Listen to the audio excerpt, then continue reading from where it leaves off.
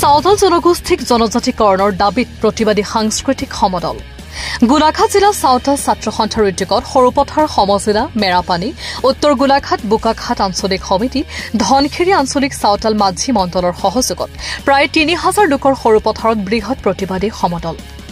ভাৰতীয় সংবিধানৰ ৩৪২ নং অনুচ্ছেদ অনুসৰি শীঘ্ৰে জনজাতিকৰণ অসমৰ সাঁওতালসকলক মাতৃৰ পট্টা প্ৰদান অসমত বাস কৰা সাঁওতালসকলক চাহ জনজাতি নামাকৰণৰ সলনি সাঁওতাল হিচাপে জাতিগত প্ৰমাণপত্ৰ প্ৰদান কৰা ২২ চনৰ ত্ৰিপাক্ষিক আদিবাসী শান্তি চুক্তিৰ প্ৰতিটো দফা কাৰ্যকৰীকৰণ অসমত আন্তঃৰাজ্যিক পাৰপত্ৰৰ ব্যৱস্থা প্ৰৱৰ্তন কৰাৰ দাবীত প্ৰতিবাদী সমদল কাৰ্যসূচী গোলাঘাট জিলা সমিতিৰ উদ্যোগত আমি সৰুপথাৰ মাছ মজিলৰ এটা বৃহৎ সমদল আমি উলিয়াইছো যে অসমত বসবাস কৰা চাওতাল জনগোষ্ঠীক বাৰম্বাৰ অসম চৰকাৰে প্ৰতাৰণা কৰিছে গতিকে চাওতাল জনগোষ্ঠীৰ সমূহ ৰাইজ আজি আমি ৰাজপথত আমি সংগ্ৰাম কৰিবলগীয়া হৈছে আমাক বাধ্য কৰাইছে অসম চৰকাৰে বাৰম্বাৰ প্ৰতাৰণা কৰি আছে যে ইলেকশ্যন যেতিয়া আহিব ইলেকশ্যন অহাৰ আগ মুহূৰ্তৰ প্ৰাক মুহূৰ্ততে অসম চৰকাৰে কয় যে লালিপপ দিয়াৰ এক ধৰণে যে জনজাতিকৰণ দিয়াৰ কাৰণে আমি প্ৰতিবেদন দাখিল কৰিছো আমুক কৈছো তামুক কৈছো কিন্তু প্ৰতিটো কথাই যেন মিছলীয়া হৈ আছে অসম চৰকাৰ গতিকে অসম চৰকাৰক আমি দাবী জনাইছো যদি তোমালোকে স্পষ্টকৈ চাওতাল জনগোষ্ঠী তোমালোকে জীয়াই ৰাখিব বিচাৰিছা তোমালোকে অতি শীঘ্ৰে ২৬ আগত চাওতাল জনগোষ্ঠী তোমালোকে জনজাতিকৰণ দিয়াৰ ব্যৱস্থা কৰা আৰু দ্বিতীয় কথা হৈছে অসমত আজি চাওতাল জনগোষ্ঠীৰ মানুহখিনি বহুত ভূমিহীন হৈ আছে গতিকে তোমালোকে চাওতাল জনগোষ্ঠীখিনি যিহেতু ভাৰতবৰ্ষৰ মূল বাসিন্দা হয় চাওতালসকল ভাৰতবৰ্ষৰ মূল বাসিন্দা হোৱা হেতুকৈ আজি অসমত ভূমিহীন হিচাপে আছে গতিকে তোমালোকে চাওতাল জনগোষ্ঠীক শীঘ্ৰেই অসমত ভূমি পট্টা দিয়াৰ ব্যৱস্থা কৰিব লাগিব আৰু দ্বিতীয় কথা হৈছে যে তোমালোকে যিহেতু ২০২২ চনৰ ১৫ অক্টোবৰ তাৰিখে অসম চৰকাৰ ভাৰত চৰকাৰ আৰু আদিবাসী মূলৰ যি ৫টা বিদ্ৰোহী সংগঠনে মিলি এটা আদিবাসী শান্তি চুক্তি তোমালোকে ৰূপায়ণ কৰিলা কিন্তু আদিবাসী শান্তি চুক্তি ৰূপায়ণ কৰাৰ পিছত সেই আদিবাসী শান্তি চুক্তিখন আজি এখন কাগজতে সীমাবদ্ধ হৈ আছে গতিকে আমাৰ স্পষ্ট কথা যে আদিবাসী মূলৰ মানুহে যদি উন্নয়ন বিচাৰিছা তোমালোকে আদিবাসী ডেভেলপমেণ্ট কাউন্সিলত তোমালোকে পুঁজিৰ আবণ্টন দিয়া তোমালোকে নিজে নিৰ্ধাৰিত কৰিছে যে অসম চৰকাৰে ৫ বছৰ ৫০০ কোটি আৰু ভাৰত চৰকাৰে ৫০০ কোটি দিব কিন্তু অসম চৰকাৰ যে ব্যৰ্থ হৈছে ভাৰত চৰকাৰ যে ব্যৰ্থ হৈছে গতিকে ধিক্কাৰ জনাইছো তোমালোকে আদিবাসী ডেভেলপমেণ্ট কাউন্সিলত শীঘ্ৰে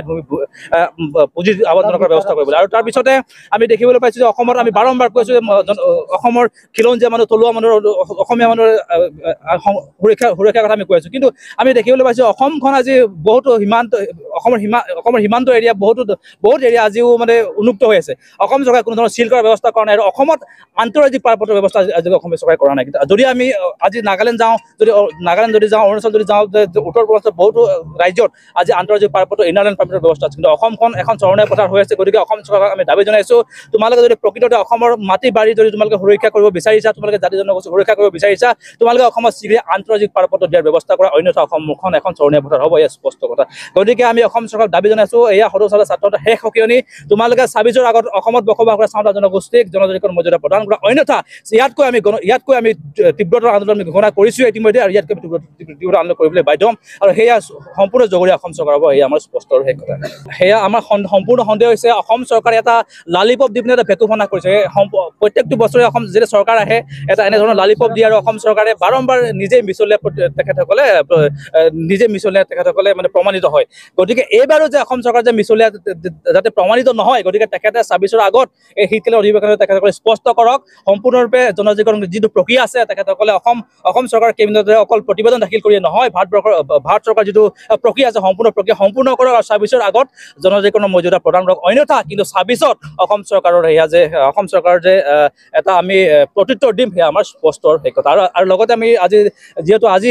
গুৱাহাটীৰ মাজমজিয়াত যিটো চিচিটোৱা বুলি এটা সংগঠন আছে জাতীয় জনগোষ্ঠীৰ সংগঠন আছে তেখেতসকলে আজি অসমত যিহেতু ৬ জনগোষ্ঠীৰ আন্দোলন হৈ আছে তাৰ সমান্তৰালভাৱে তেখেতসকলে এটা আন্দোলন তেখেতসকলে সৃষ্টি কৰিছে যাতে অসমত বসবাস কৰা যিটো জাতি জনগোষ্ঠীৰ মানুহ আছে তেখেতসকলক বা ৬ জনগোষ্ঠীখিনিক যে জনজাতিকৰণ দিব নালাগে তাৰ বিপৰীতে তেখেতসকলে আন্দোলন কৰিছে তেখেতসকলক মই সকীয়াই দিছো আপোনালোকৰ আমি কোনো অধিকাৰ বিচৰা নাই আমি সাংবিধানিক অধিকাৰ বিচাৰিছো গতিকে আপোনালোকৰ আমি পৈতৃক সম্পত্তি বিচৰা নাই গতিকে আপোনালোকেও নিশ্চিত হৈ থাকিব আৰু আপোনালোকে স্পষ্ট কৰক আৰু আপোনালোকে বিৰোধ কৰা বন্ধ কৰক অন্যথা কিন্তু আমি চৰকাৰৰ বিৰুদ্ধে যোৱাৰ উপৰিও আমি আপোনালোকৰ বিৰুদ্ধে যাবলৈ আমি বাধ্য হ'ম আমাৰ স্পষ্ট কথা news desk report Suhana live